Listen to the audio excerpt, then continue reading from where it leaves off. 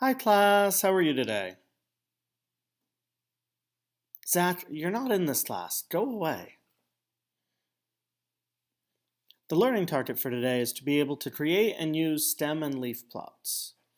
For the scale, you're 3 if you can create and use stem and leaf plots for any data. 2, you can create and use stem and leaf plots for some data. 1, you can create or use stem and leaf plots for some data. And 0, you cannot create or use stem and leaf plots at all, no matter what. Section 2.3, Stem and Leaf Displays, also known as stem and leaf plots. Focus points: construct a stem and leaf display from raw data, use a stem and leaf display to visualize data distribution, and compare a stem and leaf display to a histogram. Stem and leaf display. A stem and leaf display is a method of exploratory data analysis that is used to rank, order, and arrange data into groups. We know that frequency distributions and histograms provide a useful organization and summary of data. However, in a histogram, we lose most of the specific data values. So in a histogram, you see the bars, however, you don't know where in the range the data lies. If you've got a range from 10 to 20, or 10 to 19, a range from 20 to 29, a range from 30 to 39, and so on, you could have all your values between 10 and 19 at 10, and you wouldn't know that. So a stem and leaf display allows you to break them up into groups like a histogram does, but also allows you to see each individual marker. A stem and leaf display is a device that organizes and groups data but allows us to recover the original data if desired. Example: many airline passengers seem weighted down by their carry-on luggage.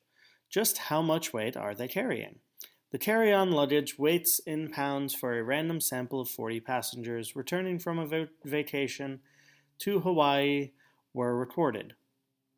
And there's a table down there. Please make sure to write those down. And yes, I do notice they're not in order.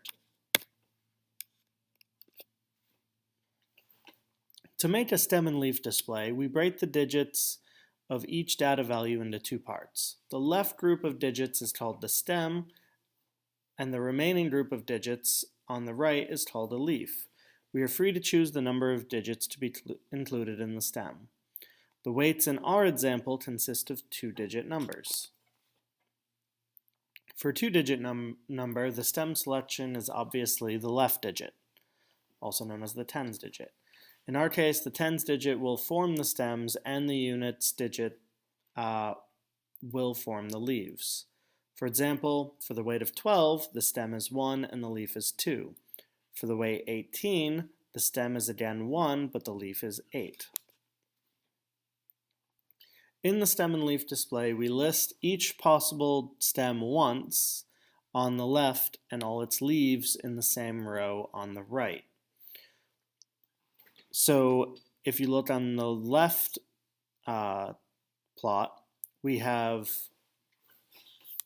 first we start off by saying what something means. So 3, 2 represents 32 pounds.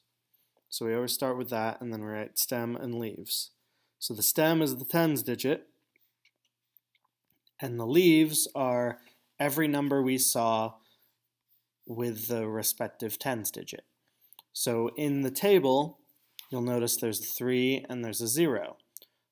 So the stem is 0, 3, 0. Then there was a 12, a 17, an 18, an 18, a 19, a 12, and an 18.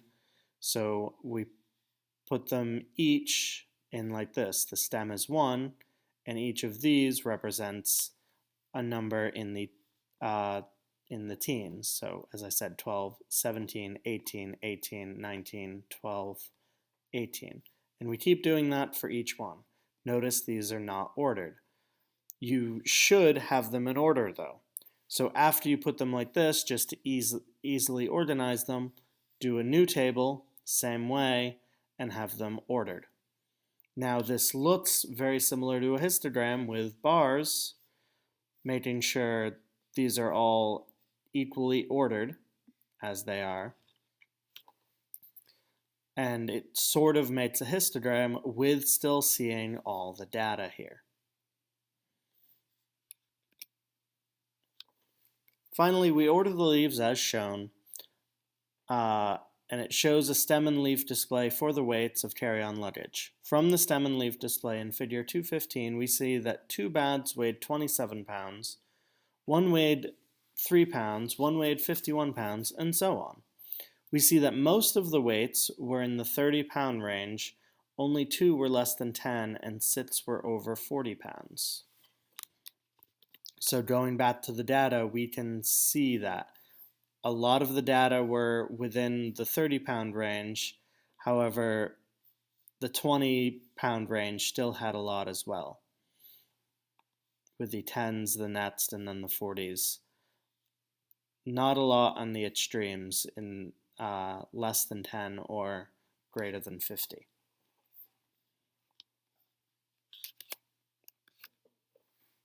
Note that the lengths of the lines containing the leaves will give the visual impression that a sideways histogram would present. As a final step, we need to indicate the scale. This is usually done by indicating the value represented by the stem and one leaf. Procedure.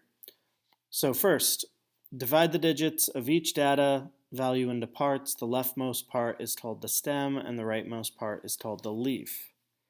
Align all the stems in a vertical column from smallest to largest. Draw a vertical line to the right of all the stems. Place all the leaves with the same stem in the same row as the stem and arrange the leaves in increasing order. Use a label to indicate the magnitude of the numbers in the display.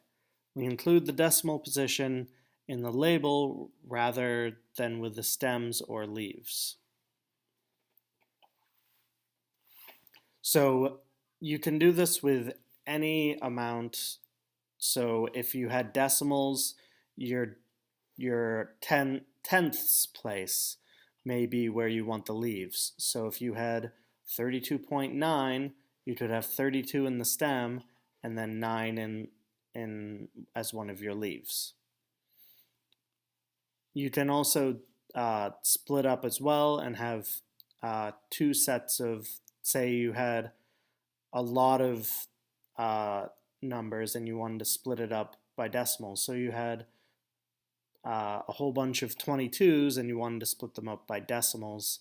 You could do 22, one stem have 22 and another stem have 22.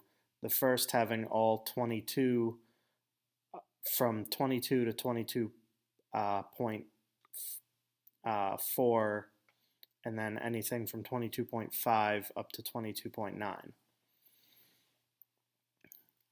So different ways you can do stem and leaf plots or displays. I prefer plots. Now time for the sponge activity. The following table shows the number of high schools in each county of Maine. So use this table to A, create a stem and leaf plot, B, describe the shape of the distribution, same as we did with histograms. Is it skewed in which direction, or is it mound-shaped, or is it uniform? And then C, what can you say about the number of high schools in each county? What does the stem and leaf plot tell you? Say more than just one thing about it. Just say some things that you notice. Alright, that's it for the lesson. Once again, please make sure to take notes on the entire lesson. Go back to the beginning of the video right now and say what you are on the scale. Also, don't forget to attempt the sponge. Submit it all to Google Classroom by picture or video, and have a good night. Oh, and Zach, please stop watching this video.